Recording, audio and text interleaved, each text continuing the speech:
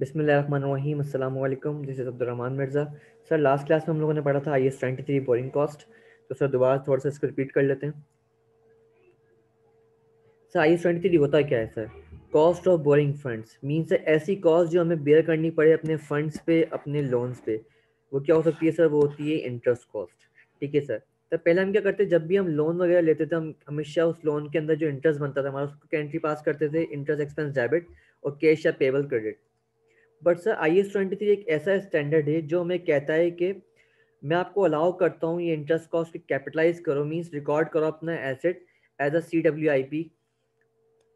लेकिन किस शर्त पे कि अगर ये जो आप लोन ले रहे हो या फंड्स ले रहे हो, वो आप कहाँ यूज करो, वो आप यूज करो क्या कंस्ट्रक्ट करने में या मेक करने में, क्या चीज क्वालिफाइंग एसेट।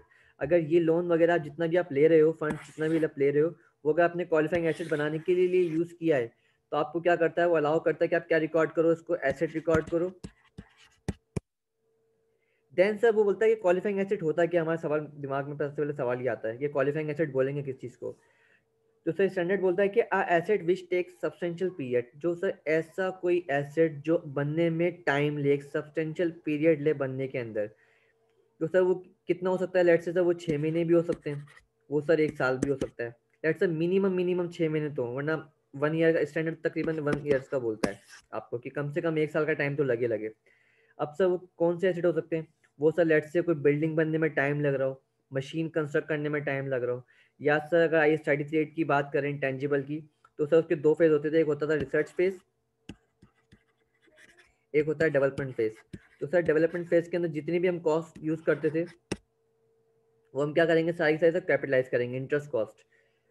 और सर इन्वेंट्री के बनने में अगर टाइम ले रही है, देन सर हमने बोला कि यार अगर कोई चीज, अगर कोई लोन या इंटरेस्ट वगैरह क्वालिफाइंग एसेट पे यूज हो रहा हो, मतलब कोई लोन अगर क्वालिफाइंग एसेट पे ही हम लोग यूज कर रहे हैं, तो उसका जितना भी इंटरेस्ट होगा क्या हम सारा कैपिटलाइज कर दें?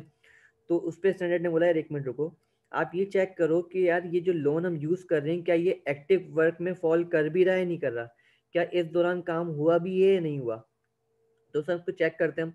अगर लेट्स से सर मैंने लोन लिया 1 जनवरी को, और सर लेकिन मेरा काम स्टार्ट कब हो रहा है, एक्टिव वर्क 1 फेब को, तो सर मैं कभी भी इस बीच के दौरान ये कॉस्ट सर कैपिटलाइज नहीं करूंगा, मैं क्या करूंगा, एक्सपेंस आउट करूंगा। मैं एंट्री के पास हो रही होगी, इंटरेस्ट एक्सपेंस डेबिट करूंगा और कैश या पेबल क्रेडिट कर दूंगा। मैं इसको चार्ज कहाँ करूंगा सर? PNL में चार्ज करूंगा हमेशा, मीन्स अपने SOCI में चार्ज कर रहा हूँ। फिर सर हमारा लेट से एक्टिव वर्क स्टार्ट हुआ 1 फेब से, और सर ड्यूरिंग द ईयर हमारा काम चलता रहा, तो हम जितनी भी कॉस्ट होगी उसको सर क्या रिकॉर्ड करेंगे, एज अ एसेट रिकॉर्ड करेंगे। मतलब इसको क्या एंट्री पास हो रही होगी सर, CWI पे डेबिट कर रहे होंगे हम लोग, और कैश या पेबल क्रेडिट कर रहे होंगे। और सर तुम कहाँ चार्ज करेंगे? अपने बैलेंस शीट में चार्ज करोगे, मीन्स SOFP के अंदर रिकॉर्ड कर रहे होंगे। देन सर हमने देखा कि लेट से हमारा काम जो है, हम जो काम कर रहे हैं, अगर वो खुदा ना खास्ता सस्पेंड होता है, मतलब रुकता है अगर काम, तो हम ये चेक करेंगे कि रुका किस वजह से, क्या ये हमारी प्लानिंग में शामिल था या हमारे अनप्लान्ड है। फॉर एग्जांपल अगर मैं लेट से बात करता हूँ कि यार अगर लेट से फॉर एग्जांपल मैं कोई बिल्डिंग कंस्ट्रक्ट कर रहा हूँ या कोई भी चीज़, तो मैंने देखा है कि यार उस बिल्डिंग को बनने में या उसकी कभी कभार हम लोगों को काम रोकना पड़ता है, जैसे छत वगैरह डलती है, तो छत बनने के अंदर तकरीबन 1 मंथ अगर सूखने का टाइम अगर लग रहा है, तो ये टाइम जो है, या 15 दिन का टाइम ले लेते हैं, अगर अगर ये 15 डेज का अगर टाइम लग रहा है अगर, तो क्या इस दौरान ये मेरे काम में शामिल था? तो ऑब्वियसली सी बात है, क्या बिल्डिंग बनेगी 15 दिन, सबको पता होगा क्या 15 दिन का काम रुकेगा यहाँ पे, क्योंकि छत सूखने में टाइम लगेगी। तो हमने क्या करेंगे, उस चीज़ की कवरिंग कॉस्ट क्या करेंगे, कैपिटलाइज करेंगे, मीन्स उसको CWI डेबिट करेंगे और कैश या पेबल क्रेडिट कर रहे होंगे। लेकिन अगर लेट से ऐसी कोई चीज़ होती है जो अनप्लान्ड है, मीन्स हमारी प्लानिंग में शामिल नहीं है, जैसे आजकल फॉर एग्जाम्पल कोरोना चल रहा है तो कारोबार वगैरह बंद होते हैं, सामान नहीं मिल रहा, या कोई भी XYZ कोई मसला होता है हमें, तो उसकी एक बोरिंग कॉस्ट हम कभी भी नहीं करेंगे, मीन्स उसकी इंटरेस्ट कॉस्ट कभी भी कैपिटलाइज नहीं होगी, वो कहाँ जाएगी, PNL में जा रही होगी। उसके बाद सर अगर बात करूँ मैं, यहाँ पे बीच में आके सर मेरा काम अगर खत्म हो जाता है, अगर फर्ज करें बीच में ही साल के एंड होने से पहले पहले मेरा काम अगर खत्म हो जाता है, तो वहां तक की मैं कॉस्ट क्या करूंगा, कैपिटलाइज करूंगा और चार्ज कर दूंगा बैलेंस शीट के अंदर। लेकिन सर अगर लेट से मेरा एक्टिव वर्क खत्म ही नहीं होता पूरे साल, तो सर पूरे साल की कॉस्ट में क्या करूंगा, कैपिटलाइज करता रहूंगा जब तक एक्टिव वर्क मेरा खत्म नहीं होता। देन सर हमने एक सवाल किया था, आज सर क्वेश्चन नंबर 2 की बात करते हैं हम लोग। Sir for example question number 2 में लिखता हूँ यहाँ पे कि सर मैंने लोन ऑब्टेन किया बैंक से ₹600,000, ऑन 1 Jan 2018। एंड सर मेरा एक्टिव वर्क स्टार्ट कब से हो रहा है? मेरा एक्टिव वर्क सर मेरा स्टार्ट हुआ on 1 March 2018। Okay sir, sir date है और सर ये एक्सपेंडिचर जो मैंने किए हैं। सर फॉर एग्जांपल सर पहला मैंने एक्सपेंडिचर किया यहाँ पे 1 अप्रैल, 1 अप्रैल को सर मैंने पहला एक्सपेंडिचर कर रहा हूँ मैं सर, लेट से फॉर एग्जांपल 200,000 का। देन सर मैंने 1 जून को पैसे विड्रॉ किए सर, लेट से 300,000। और सर लास्ट पेमेंट मैंने विड्रॉ की 1 सितंबर को 100,000। सर मेरा जो लोन का इंटरेस्ट रेट है, जिस रेट पे मैंने लिया है, वो सर रेट है मेरा लेट से 15%। सर मेरा इनकम रेट जो है मेरे पास वो है लेट से 6%। सर मेरा काम लेट से ख़त्म अभी नहीं हुआ है, तो सोन चलता रहेगा, ये एंट्री पास करता रहूँगा मैं। और सर मेरा काम बीच में लेकिन क्या हो रहा है, सस्पेंड हो रहा है। मीन ये अनकंडीशन हुआ है, मतलब पहले से प्लान नहीं था, तो सर वो सस्पेंड हो रहा है। फॉर एग्जांपल 1 जून से लेके 30 जून तक। मीन सर 1 महीने क्या हुआ सर, मेरा काम सस्पेंड हुआ है। अब सर मुझसे क्या मांग रहा है सर, बोरिंग कॉस्ट मांग रहा है, कौन सी मैं कैपिटलाइज करूँगा, कौन सी कैपिटलाइज नहीं करूँगा। तो सर लेट से यहाँ पे कर लेते हैं हम लोग। लेफ्ट ओवर जनवरी, फरवरी, मार्च, अप्रैल, मई, जून, जुलाई, अगस्त, सितंबर, अक्टूबर, नवंबर, दिसंबर, 2 3 4 5 6 7 8 9 10 11 12। ठीक है सर। सर मैंने लोन लिया कितने का था, 6 लाख का लोन लिया था। और सर मेरा एक्टिव वर्क स्टार्ट कब हो रहा है सर, मेरा 1 मार्च को। और सर मैंने पैसे भी कब विड्रॉ किए सर, 1 मार्च को मैंने विड्रॉ किए। मीन सर जनवरी के महीने में 6 लाख पूरे थे बैंक के अंदर, फेब के महीने भी 6 लाख रुपए थे। देन सर मैंने विड्रॉ कब कर रहा हूँ सर, मैं विड्रॉ कर रहा हूँ 1 मार्च को। तो 1 मार्च को तो मैंने 2 लाख अगर निकाले तो कितने बचे मेरे बैंक के अंदर, 4 लाख। अप्रैल के मंथ में सर मेरे पास सेम रहे 4 लाख। मई में भी सर 4 लाख रहे बैंक में। सर सेकंड पेमेंट में कर रहा हूँ सर 3 लाख की 1 जून को। तो 1 जून को मैंने 3 लाख रुपए विड्रॉ किए, तो कितने बचे मेरे पास सर, सर एक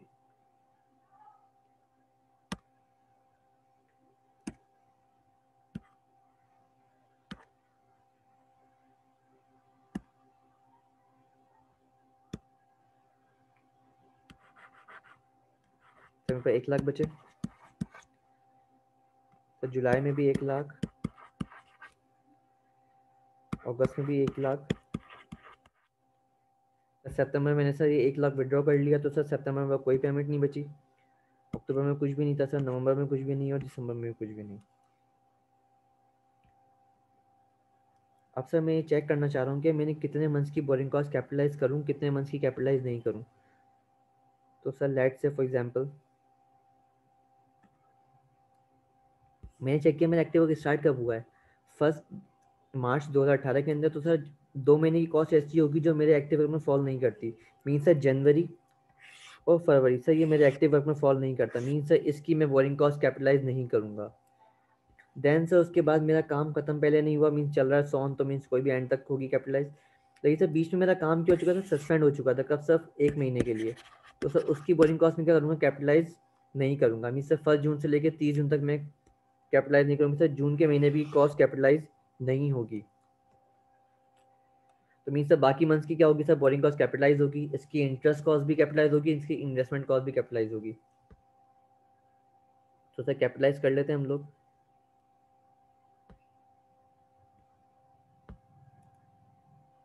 okay sir. Sir for example मेरे पास 6 लाख का अमाउंट था, 6 लाख मैंने बोरो किया। तो 6 लाख में से अगर मैं इसको इंटरेस्ट कॉस्ट मालूम करना चाहूँ, तो सर मेरा इंटरेस्ट कितने रेट पे था, 15% पे। तो 15% मल्टीप्लाई बाय 12/12, तो सर खाली इसका इंटरेस्ट कैलकुलेट कर, टोटल इंटरेस्ट बन कितना रहा है मेरे पास, सर बन रहा है 90,000। तो 90,000 का सर इंटरेस्ट रेट मैं इसको तोड़ूंगा अगर मैं, कि यार 3 महीने का इंटरेस्ट ऐसा है जो कैपिटलाइज होना नहीं चाहिए, और बाकी 9 मंथ्स का इंटरेस्ट ऐसा है जो कैपिटलाइज, मतलब कौन कौन से मंथ का, 1, 2, 3, 4, 5, 6, 7, 8, 9, मीन सर 9 मंथ्स की कॉस्ट जो होगी सर वो कैपिटलाइज होगी, बाकी 3 मंथ की कॉस्ट कैपिटलाइज नहीं होगी। तो सर इसको देख लेते हैं, 90 मल्टीप्लाई बाय 9/12 और 90 मल्टीप्लाई बाय 3/12। तो सर 90 को हम तोड़ना है, 90 मल्टीप्लाई बाय 9/12, सही आया मेरे पास 67,500। और सर यहाँ मेरे पास आया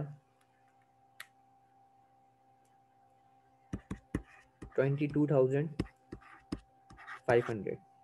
तो सर यहाँ पे मैं क्या एंट्री पास कर रहा हूँ, CWIP डेबिट एंड कैश या पेबल क्रेडिट 67,500 से। और सर यहाँ मैं एंट्री पास कर रहा हूँ इंटरेस्ट एक्सपेंस डेबिट कैश या पेबल क्रेडिट 22,500 से, 22,500। ठीक है सर।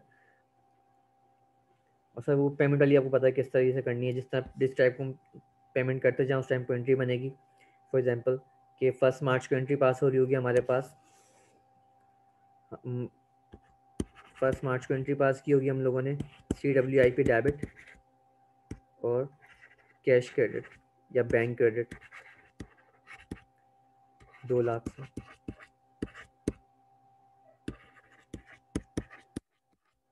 इसी तरीके से हम लोगों ने 1 जून को एंट्री पास की होगी, CWIP debit bank credit 3 lakh से।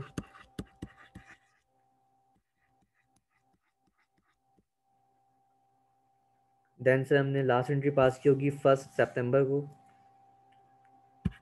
1 सितंबर से सेम एंट्री पास हो जाएगी, CWIP debit bank credit 1 lakh से। Okay sir.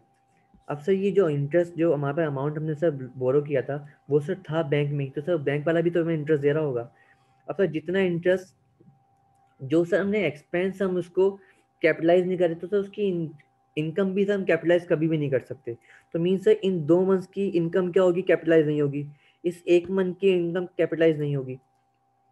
तो सर हम किस तरीके से कर रहे होंगे, लेट्स से सर मैंने बोला कि यार 6 लाख का अमाउंट जो था, जो कब से लेके कब तक फॉल कर रहा है, फॉर एग्जाम्पल जो 1 जैन से लेके 28 फेब तक जो फॉल कर रहा है, सर वो कॉस्ट कैपिटलाइज होना नहीं चाहिए। तो सर उसकी एंट्री के पास होगी सर रिसीवेबल डेबिट होगा, और इंटरेस्ट इनकम क्या होगी सर, रिकॉर्ड हो रही होगी सर कितने अमाउंट से, 6 lakh multiply bye 2 months multiply by sir कितना रेट था इसके हमारे लिए, 6% का सर। 6% से क्या कर देंगे सर, मल्टीप्लाई कर देंगे इसको हम लोग। तो सर एंट्री पास हुई 6 lakh multiply bye 2/12 multiply by 0.606। तो सर कितना इंटरेस्ट आया सर, 6 लाख का इंटरेस्ट क्या कर रहे होंगे सर हम लोग प्रॉफिट एंड लॉस अकाउंट में चार्ज कर रहे होंगे। देन सर उसके बाद सर ये 4 लाख का जो अमाउंट होगा सर मई से लेके मार्च से लेके मई तक का सर, वो हम क्या करेंगे, कैपिटलाइज करेंगे 3 महीने का सर। तो सर इसकी क्या एंट्री पास होगी सर, रिसीवेबल डेबिट हो रहा होगा और CWIP क्रेडिट हो रहा होगा। कब से लेके 1 मार्च से लेके 31 मई तक। सेंट्री के पास होगी 4 lakhs multiply by 3/12 multiply by 6%। 4 lakh multiply bye 3/12 multiply by 0.06। सही भी कितना आया सर, 6,000 रुपये।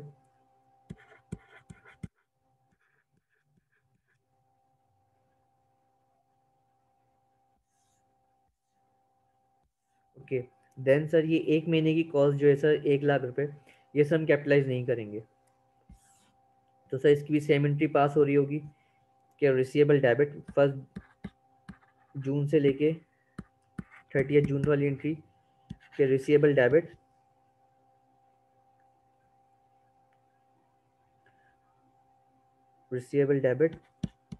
Interest income credit 1 lakh multiply by 1/12 multiply by 0.06 and sir जुलाई से लेकर अगस्त तक की एंट्री पास हो रही थी 2 महीने की 1 लाख से, तो इसकी एंट्री क्या पास हो रही होगी? Receivable debit CWIP credit 1 lakh multiply bye 2/12 multiply by 0.06, 1 lakh multiply by 0.06 multiply by 1/12, तो कितने से आया? 500 से, सॉरी, तो ये कितने से आ रहा है सर? 500 से नीचे सर 2 महीने का इंटरेस्ट कैलकुलेट होगा, तो ये कितना है सर? 1000।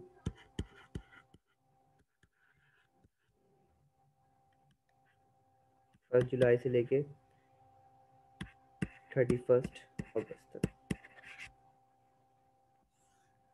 मीन्स अगर मैं चाहूँ तो चेक करना क्या कौन से मेरी बोरिंग कॉस्ट एलिजिबल है कैपिटलाइजेशन होने के लिए, तो सर वो मैं इजीली कैलकुलेट कर सकता हूँ। Boring cost eligible for capitalisation, तो सबसे पहले क्या करूँगा सर मैं, ये सर इसको हम नेक्स्ट सवाल में अकाउंट फॉर करते हैं। तो सर ये हमारा सेकंड सवाल था। कोई अगर इश्यू हो तो सर मुझे कांटेक्ट कर सकते हैं आप।